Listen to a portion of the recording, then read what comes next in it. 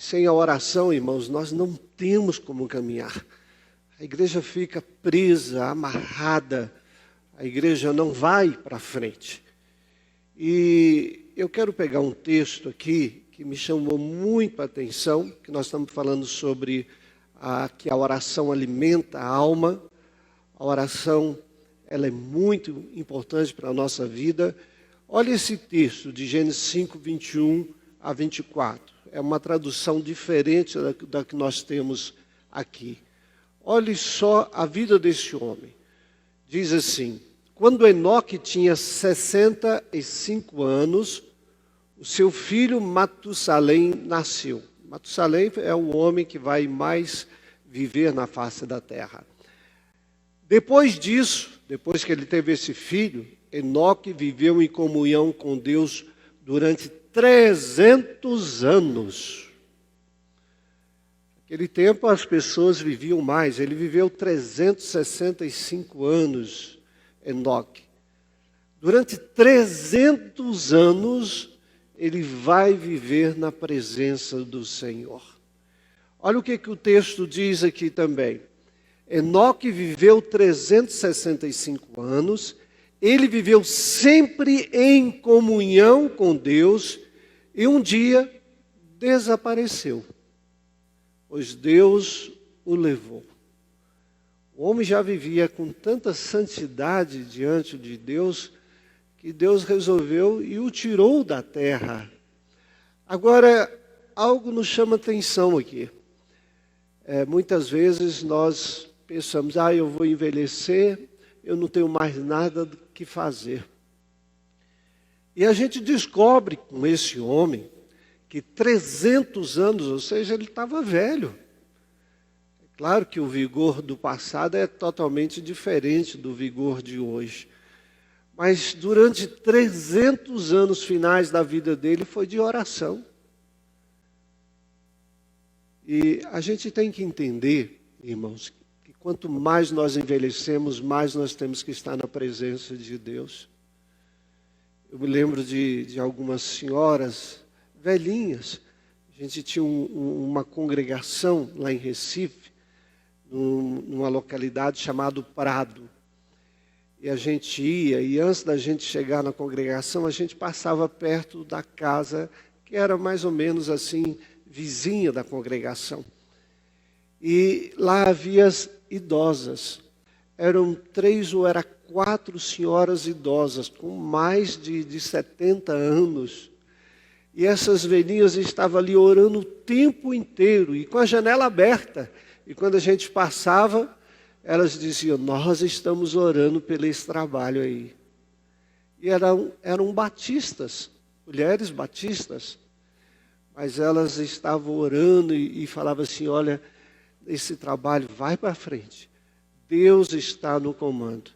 E até quem alugou a casa para a gente fazer essa congregação, era também uma irmã batista. Ela chamava Maria Santa. E era uma santa mulher. Então, a gente tem que descobrir, irmãos, e eu tenho pensado exatamente agora, que já entramos com o nosso pedido de jubilação, ser velho não é ser alguém parado. Eu acredito que mais os idosos têm que orar mais nós temos que estar mais perto de Deus do que perto da televisão. E eu me lembro de um senhor, que ele se aposentou na gráfica do Senado, e aí ele passou a nos ajudar muito na igreja, já aposentado. E um dia ele me disse, os meus amigos da gráfica já morreram todos. E uma das coisas é que eles ficaram cheios de tédios, só de ficar diante da televisão, sem mais nada para fazer. E é aí que a gente se engana. Quem envelhece tem muito o que fazer, especialmente aprender o caminho da oração. Esse homem andou 300 anos com Deus, 300 irmãos. A vida dele já era tão grande de santidade que Deus o tomou. Ou seja, já era um anjo vivo, humano, aqui na terra. e Deus o tirou dessa terra. Queridos, nós não podemos colocar nas nossas vidas desculpas para não orar. Quando nós somos jovens, a gente fala, eu tenho que fazer tanta coisa, e às vezes tem que fazer que nada. Eu sou adolescente, hoje nós estamos com os adolescentes aqui. Eu não tenho nada para fazer, eu vou jogar videogame, né? Eu vou para a televisão, ou eu vou ficar aqui no WhatsApp. Pense bem, quanto tempo você perde no WhatsApp?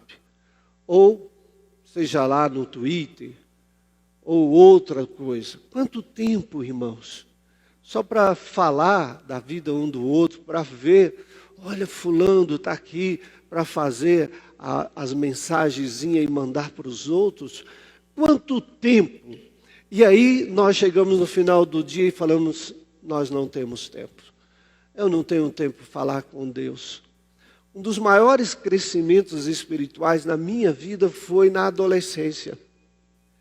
Foi na adolescência que eu mais li livros sobre missionários e que eu mais aprendi a orar.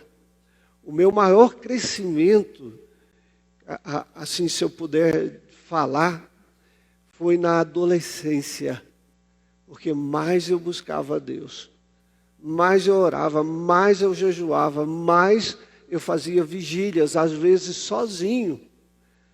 Então, a gente dizer que a gente não tem tempo de orar é uma grande mentira. Nós estamos nos enganando a nós mesmos. Eu trabalho muito, mas quando chega em casa vai para a televisão. Não vai orar. Esse homem viveu 300 anos orando. E uma coisa interessante, orar não cansa. Não. Orar traz maior vigor. E quanto mais você orar, mais vontade você tem de orar. Então vamos aprender com Enoque. Quanto mais Enoque orava, mais ele tinha vontade de orar e mais ele buscava o Senhor. Daniel, lembra de Daniel?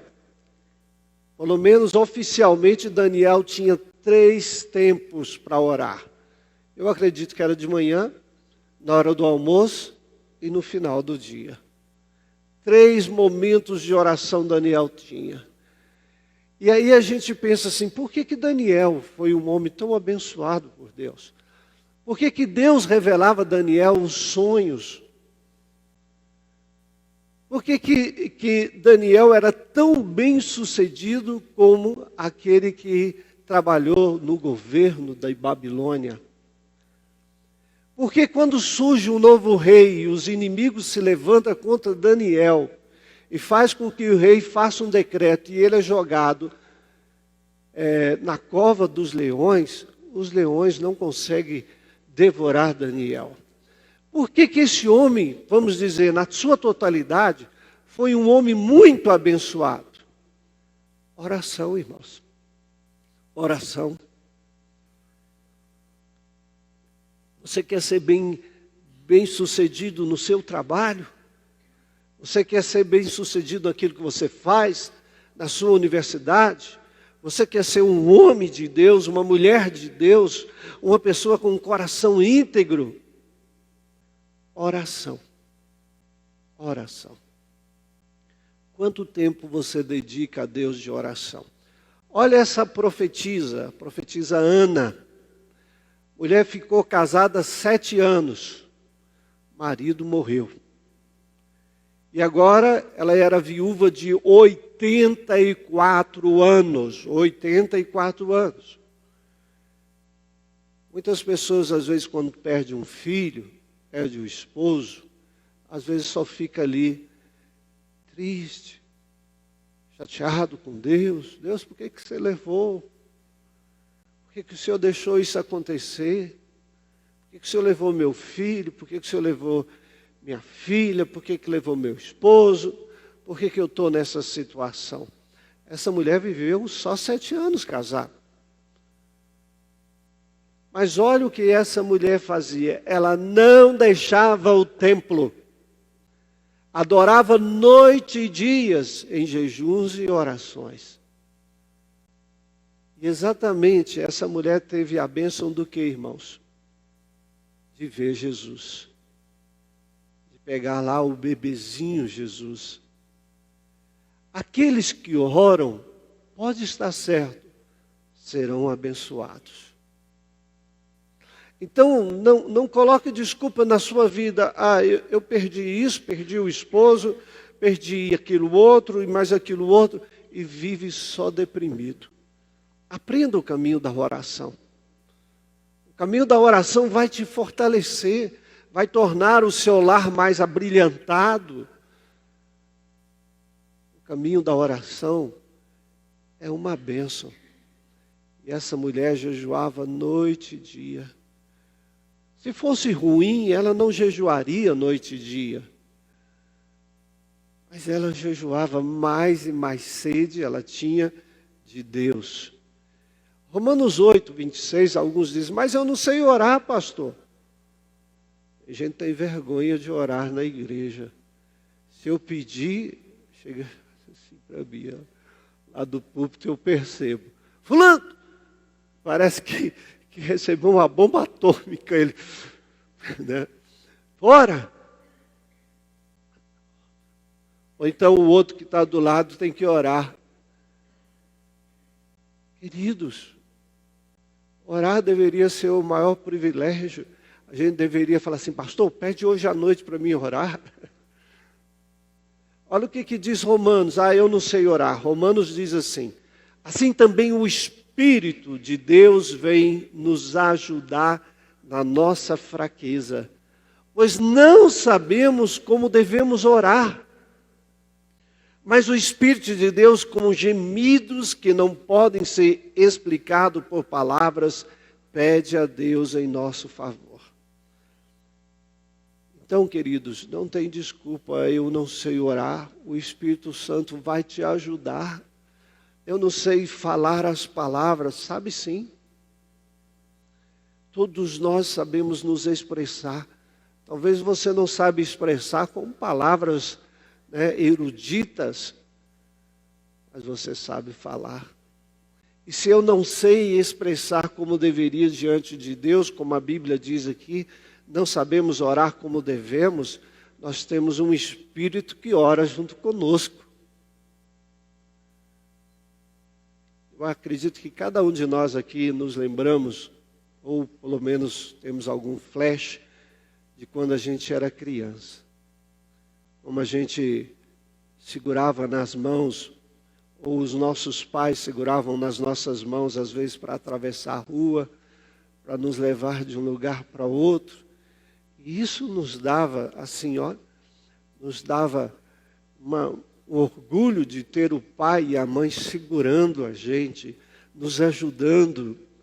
Outro dia eu fui num parque com a Isabela e com a Rafaela, e geralmente eu ponho a Rafaela aqui e eu falo assim, você quer ir num cangote do vovô?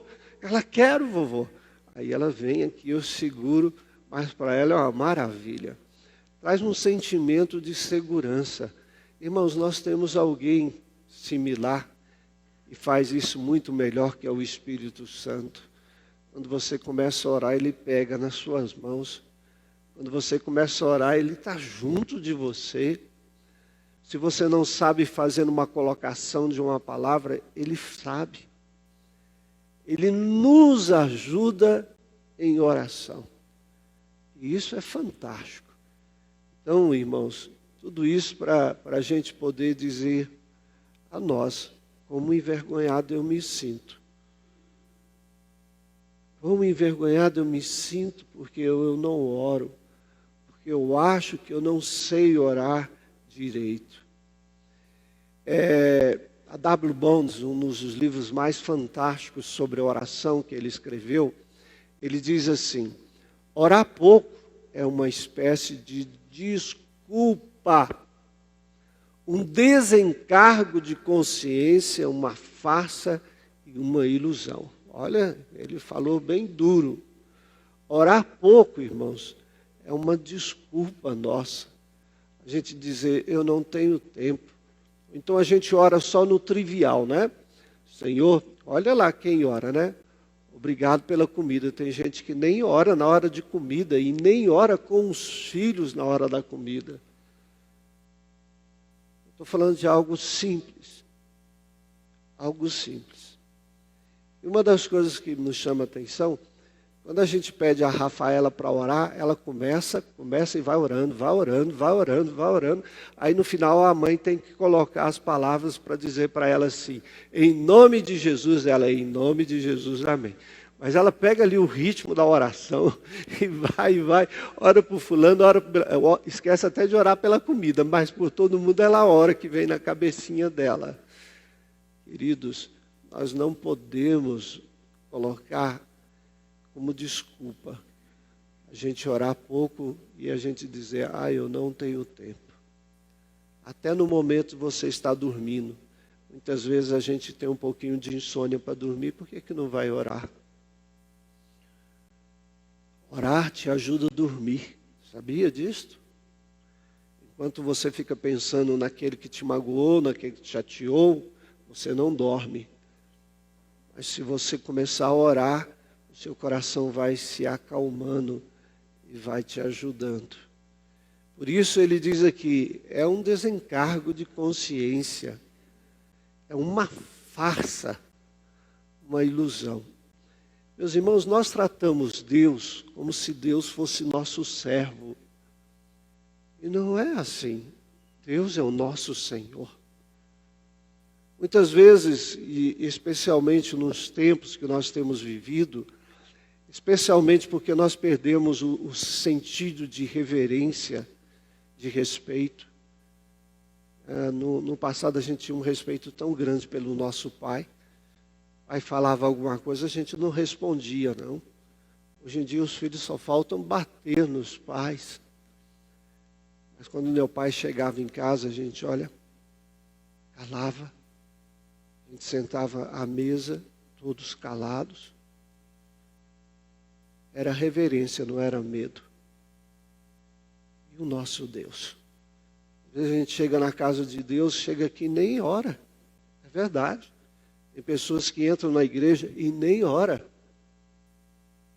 Primeira coisa que a gente tinha que chegar, entrou na casa de Deus. Bom dia, Deus. Boa tarde. Obrigado por estar na tua casa. Eu estou aqui porque eu quero te ouvir, Deus. Às vezes não tem nem isso, irmãos. As pessoas entram e saem da igreja sem falar com Deus. É interessante isso. Se entra e sai da igreja sem falar com Deus, imagina em casa. Deus é um estranho dentro da nossa casa. E nós, às vezes, somos estranhos dentro da casa de Deus. Já perceberam isso? Deus é um estranho na nossa casa e nós, às vezes, somos um estranho na igreja, na casa de Deus. Estamos vivendo errados, irmãos. Nós precisamos viver mais intensamente a oração.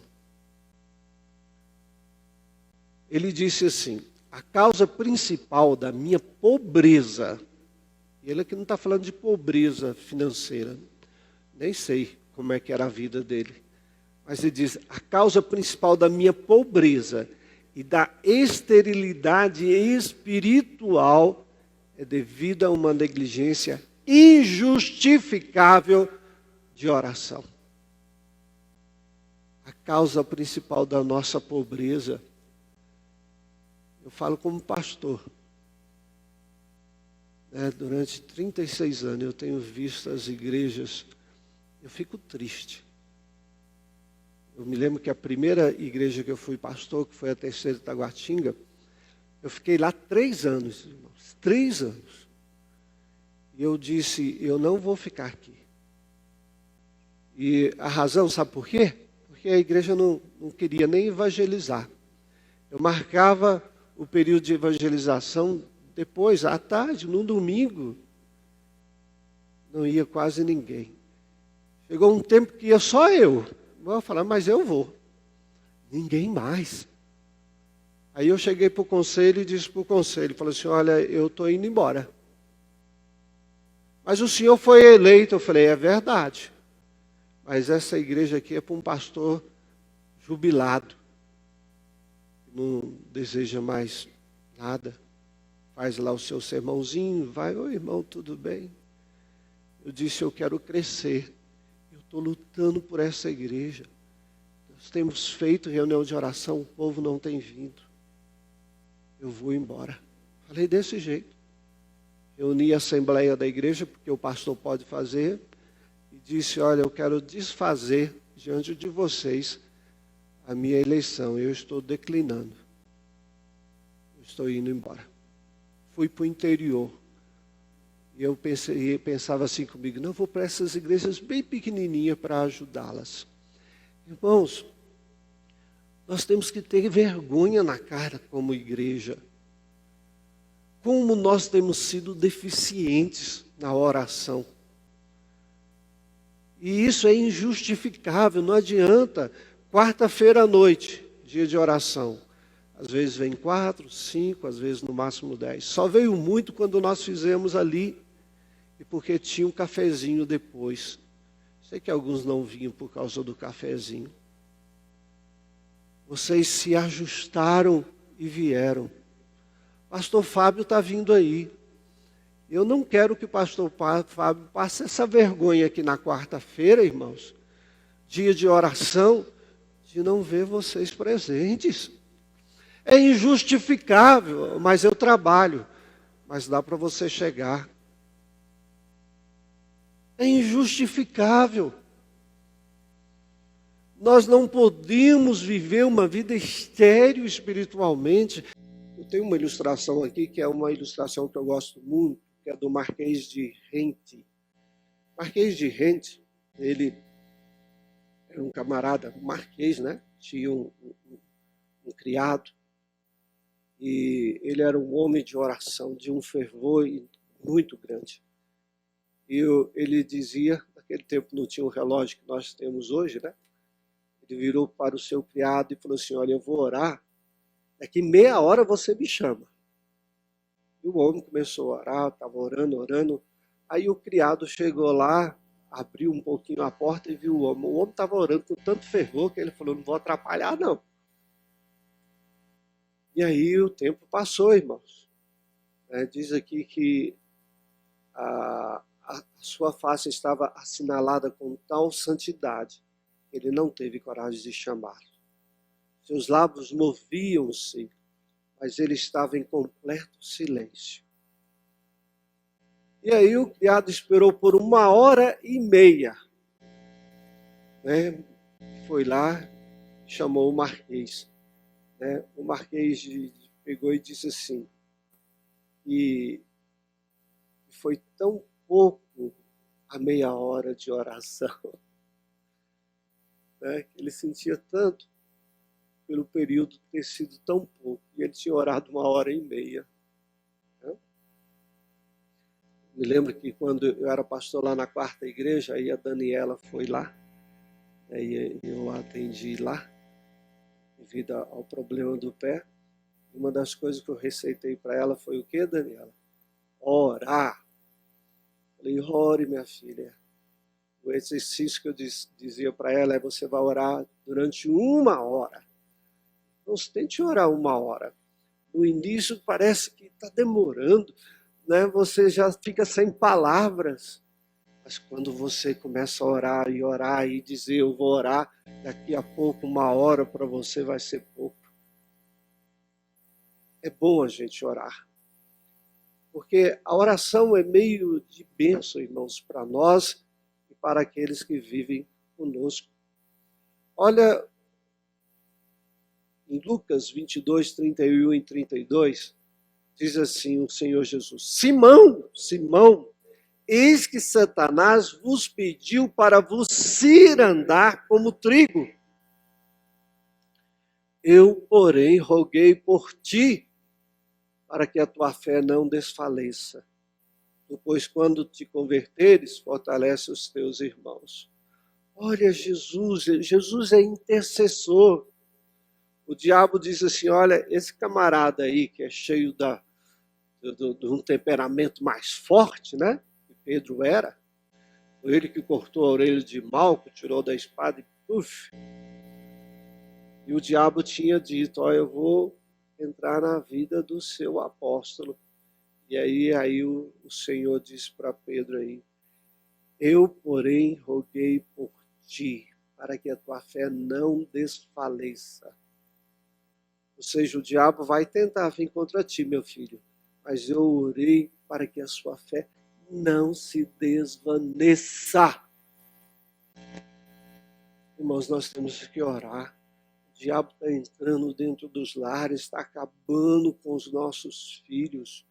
O diabo está produzindo tanta coisa errada, irmãos. Pessoas que estavam firmes, hoje eles já estavam ouvindo uma peça de alguns anos atrás aqui, uma das primeiras peças, e já não tem mais algumas pessoas. Algumas pessoas se afastaram, algumas pessoas deixaram o diabo entrar nas suas vidas. Ore, ore. Ore pelos seus filhos. Ore pelos seus sobrinhos. Ore, interceda. Todo dia eu oro pelos meus filhos, oro pelos meus netos. Todos os dias eu oro pelas mãos do Caleb, para que Deus abençoe aquelas mãos na cirurgia. Quando ele fala assim, olha, pai, tem uma paciente que está assim, eu pego aquela paciente, vou orar por ele, por ela. Ore, queridos, aprenda o caminho da oração. Você quer ver a sua filha na igreja, o seu filho? Ore, pague o preço da oração. Se você ainda não tem filho, comece a orar pelos seus filhos. Eu, antes de ter os meus filhos, eu já orava. Eu orava por eles, para Deus abençoar. Eu oro pelo Noah. O Noah só tem um aninho. Eu oro por ele, oro pelo futuro dele. Porque o futuro vai ser difícil, queridos. Tempos maus vão piorar. As coisas vão piorar. Ore, ore pelos seus filhos. Busque a Deus. Não pare de orar. Ore por você. Ore para Deus te dar mais santidade. A oração é bênção para nós e bênção para outros, e nós temos que aprender esse caminho que Jesus mostrou. Mateus 19:13 diz assim, depois disso, algumas pessoas levaram as suas crianças para Jesus pôr as mãos sobre elas e orar. Eu louvo a Deus por essas pessoas. Pegaram lá as crianças e levaram diante de Jesus para Jesus pôr as mãos. E os discípulos não queriam que as crianças se aproximassem. Entendo que os discípulos tinham um papel importante. Os discípulos, vamos dizer, eram os guardiães do Senhor Jesus. Os discípulos protegiam Jesus, porque a multidão vinha e eles quase que circulavam. Vamos dizer, era o tipo de guarda-costas de Jesus. E aí vem as crianças e os discípulos, não. E Jesus disse, deixai vir a mim os pequeninos, não os embaraceis. Leve seus filhos. Traga os seus filhos para a oração. Tem filhos que não oram. Meu filho, vamos quarta-feira orar. Não, pai. Vamos. Vai orar. Joelha lá diante da cama do seu filho e fala, filho, eu vim orar por você. Irmãos, ontem eu assisti um filme, eu achei assim, ele não é evangélico, mas traz uma lição entre relacionamento de pai com filho. Eu não me lembro, é tenente em alguma região aí. É um filme indiano. Eu logo olhei assim, deve ser bom não. Mas traz uma lição entre pai e filho fantástica. A filha, desde pequeno, queria ser piloto de avião. Não vou contar a história, não. Depois vocês leem. Veio um filme. Mas é fantástico o filme. O relacionamento dos dois, daquele pai, aquela filha, que é a primeira mulher na aviação indiana. E quando ela entra ali no lugar onde ela ia ficar, no dormitório, só tinha coisa de homem, não tinha banheiro de mulher. E um dia, o que ela fez? Ela teve que entrar no banheiro das mulheres. Aí o cara falou, o que você está fazendo no banheiro das mulheres? Ela disse, não tem banheiro de homem, e eu estava muito apertada, o que eu ia fazer? E diante daquela pressão masculina, essa moça vai embora para casa, e é o pai que chega diante dela, é o pai que encoraja, é o pai que está com ela, e assista o filme. Mas é interessante isso, irmãos. Aquele pai acompanha a sua filha. Nós temos que acompanhar os nossos filhos em oração, ensina esse caminho, põe para orar, vamos orar. Tem pais que dá de tudo, mas não dá Cristo para os seus filhos. Tem crianças que chegam na igreja e faz uma bagunça e os pais ficam lá como se nada vissem. Põe seu filho para orar desde pequena, ensina a orar. Ah, o senhor não sabe como aquele filho é difícil, é complicado, né? Vai orar, põe seu filho para orar. Você vai ver como Deus vai ser o calmante do seu filho. Leve o seu filho até Jesus. Leve o seu filho até Jesus. Leve o seu filho, ore, busque a Deus com o seu filho, com o seu sobrinho, com o seu neto. Você já orou com o seu sobrinho? Você já orou com o seu neto? Vem cá, vamos orar. Ensina o caminho que a criança deve seguir. Quando for velha, não se desviará dele. Ensinar não é você falar, meninos, vai orar. Você já leu a Bíblia hoje? Não, não é isso não. Vai lá junto. Filho, vamos ler aqui. A palavra, não precisa ler o Salmo 119 todos. Pode ler só um texto que ele compreende. Ore. Tem pais que não oram. Ore. O mundo está difícil. Ele orava assim, Pai, meu Pai, tu podes fazer todas as coisas. Se você crê nisto, Jesus cria. Tu podes fazer todas as coisas. Se você crê nisto, por que não ora nesse sentido? Irmãos, como eu falei, o diabo está destruindo as famílias, está levando filhos homens para o lado da homossexualidade, moças.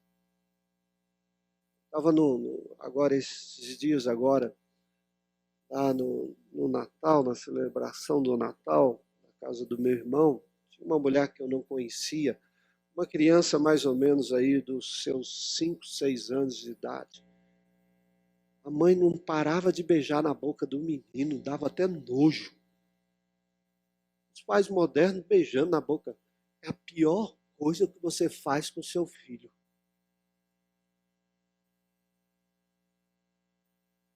Pior coisa, beijar na boca dos filhos. Você tem que saber que você é mãe. Você não é esposa do seu filho. Beijo na boca é reservado para o seu esposo. Sua esposa. Filho é beijo aqui, ó. Filho tem que aprender a beijar na testa do pai como respeito. Eu acho interessante, o Caleb cresceu muito, né? Tá com 90 por aí. Ele vem, ó, beija na minha testa. Eu acho lindo. Você crê que Deus pode todas as coisas? Deus pode. Então ore nesse sentido, para que seu filho seja um bom profissional, seu sobrinho. Ah, mas eu não tenho marido. Mas tem sobrinho. Ore, ore, busque a Deus. Olha Atos 12, 5. E assim Pedro estava preso e era vigiado pelos guardas. Mas a igreja o quê?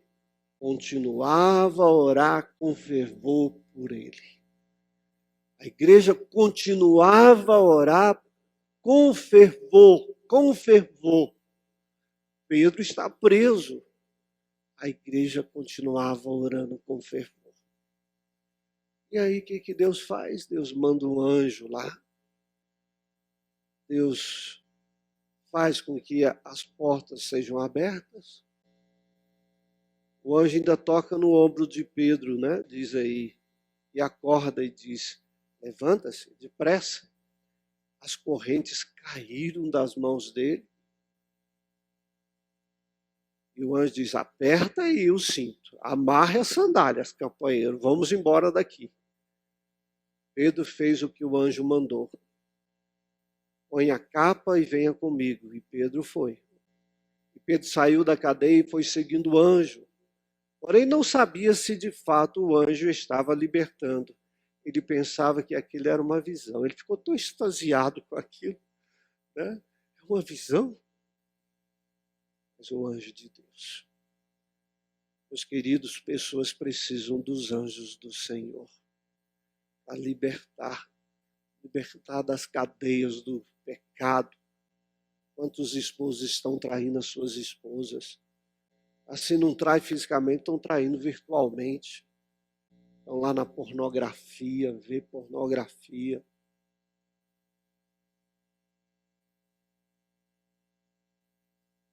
Isso é adultério. E nós achamos que não é. Ora pelo seu esposo. Ora por ele. Ora pela sua esposa, ora pelos filhos. Os adolescentes aprendem cedo demais mexendo no computador. Os pais dão um computador e aí não acompanha, fica lá no quarto fechado. Pensa assim, meu filho é santo. Ele é homem. Como dizia o pessoal do passado, é homem, cuidado com ele. Sua filha tem desejos também.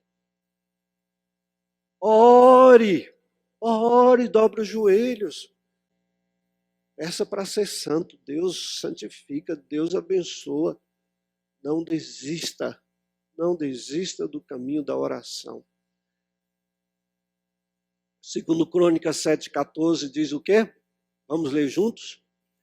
Se o meu povo, que se chama pelo meu nome, se humilhar e orar e me buscar e se converter dos seus maus caminhos, então eu ouvirei dos céus, perdoarei os seus pecados. Olha aí, Deus vai sarar a nossa terra, vai sarar o nosso casamento, Deus vai sarar os nossos filhos. Mas se o povo que se humilhar, talvez é por isso que a gente não gosta da oração, porque a oração é humilhar.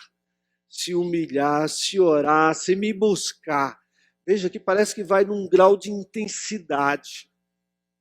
Se me buscar, se converter dos seus maus caminhos, então eu ouvirei dos céus. Oh, queridos, Deus precisa ser acordado. Desculpa usar essa expressão, é claro que Deus não está acordado. Na verdade, é nós que estamos dormindo.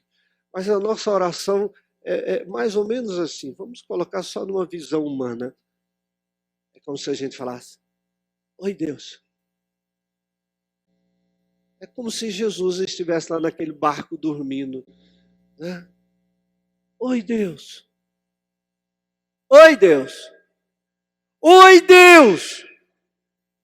Deus, por favor. E Deus vai fazer assim. O que você deseja? É mais ou menos isto. Às vezes a gente só fala: oi, Deus. Ah, Deus, eu estou precisando disso e daquilo outro, Deus.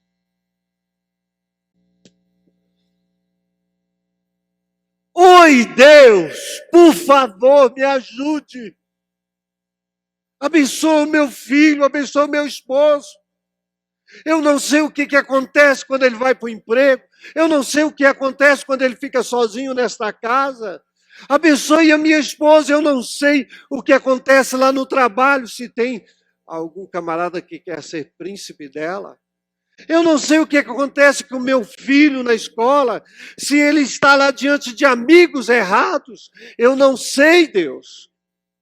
Acompanha, meu Deus. Abençoa, meu Deus. Ame, irmãos. Peça a Deus pelos seus filhos, pelos seus. Versículo 15 diz: estão abertos os meus olhos e atentos os meus ouvidos a oração que se fizer neste lugar. Deus tem os seus olhos abertos? Sim. Tem os seus ouvidos abertos? Sim. A oração. A oração. Ore a Deus. David Bryan, um dos servos de Deus que teve um grande avivamento, ele disse assim: tive pouca vida e poder durante a manhã. Ele orou durante a manhã, mas ele estava se sentindo assim. Aí diz aqui, perto da metade da tarde, ele orando. Olha, ele está orando desde manhã. Perto da metade da tarde, Deus capacitou-me a lutar ardentemente. A oração agora não era uma oração, vamos dizer, mais simples. Era uma oração de intercessão ardente. E ele intercedia pelo quê? Intercedendo por meus amigos ausentes. Mas só à noite, o Senhor visitou-me maravilhosamente na oração. O dia todo orando, irmãos. À noite, Deus abundou a alma dele. Não é isso que a gente quer? Uma vida mais abundante, mais cheia, mais plena do gozo, da paz de Deus. Oração. Oração. Se você orou e saiu e não gostou, volta lá. Olha, eu acho que eu fiz uma oração só mecânica, Deus, eu quero orar. Volta lá. A oração vai ser algo tão gostoso que você vai querer interceder. Você vai interceder pelo Jair Bolsonaro, você vai interceder pelo PT, você vai interceder pelo STJ, você vai interceder por todo mundo. É algo que você vai procurar no momento da oração. Você vai interceder pelaquele camarada que te chateou, pelaquela mulher que te falou aquilo, aquelas palavras duras. Você vai interceder e o gozo de Deus vai abundar a sua vida. E como ele diz aqui, chega a noite, Deus o visita. Está cheio. Aí ele diz aqui, penso que minha alma nunca esteve antes em tal agonia. Eu não senti nenhum impedimento, pois os tesouros da graça divina estavam abertos para mim. É como se ele tivesse entrado num lugar com puro ouro, diamantes, uma caverna cheia de coisas assim. É a presença de Deus que produz isso nas nossas vidas. Aí ele diz, eu me sentia inundado de uma doce paz, com o amor e a graça divina, e fui dormir com esses sentimentos, com meu coração colocado em Deus. Isso aqui eu já falei. Bounds, ele disse assim, o inferno tem se alargado e traz repleto os seus medonhos abismos diante do trabalho morto de uma igreja sem oração. Irmãos, é difícil falar isso, mas isso é verdade. A igreja, às vezes, esta igreja, às vezes tem estado morta. Morta no sentido de orar, no sentido de buscar a Deus. Nós temos que mudar isso. Sabe por quê? Porque nós estamos cooperando com o inferno, ser cheio de pessoas que não querem nada com Deus. A sociedade cada vez mais está ficando podre. As pessoas não estão querendo nada com Deus. Eu gostaria de concluir, novamente voltando a Bounds, ele diz assim, uma vida santa não seria uma coisa tão rara e tão difícil se as nossas devoções não fossem tão curtas e tão apressadas.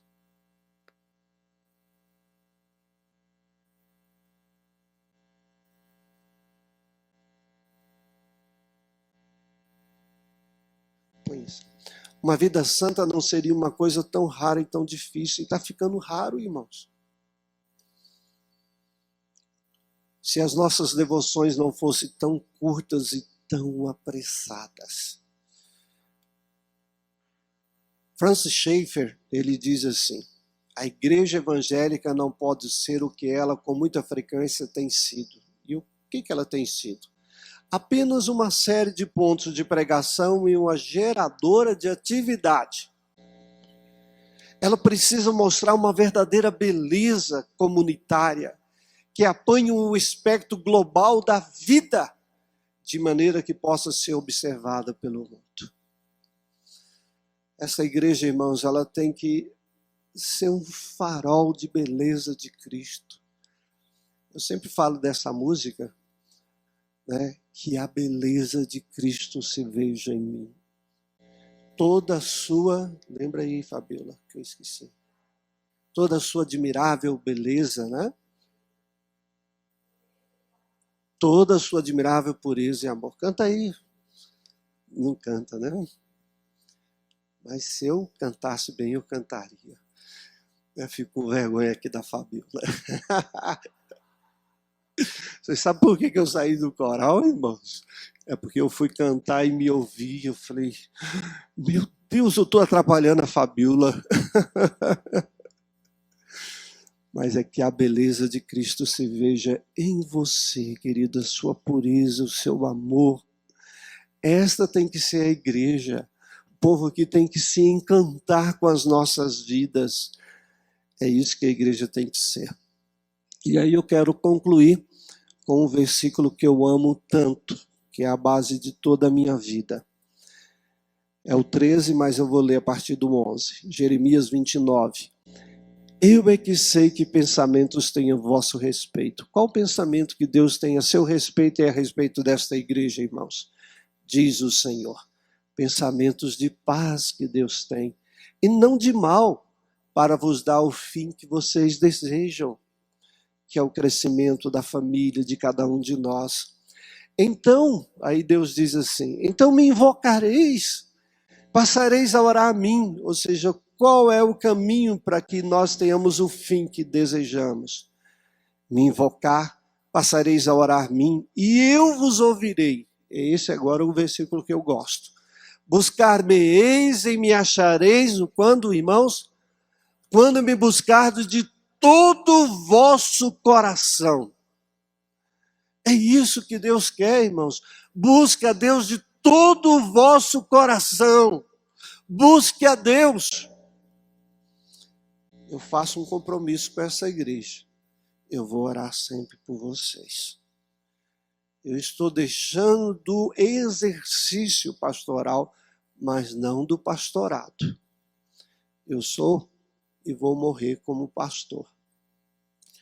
Mas eu quero dizer aos irmãos, eu espero, se vocês aprenderem agora no final dos 45 minutos, isto, irmãos, eu saio satisfeito. Busque o Senhor de todo o coração de vocês.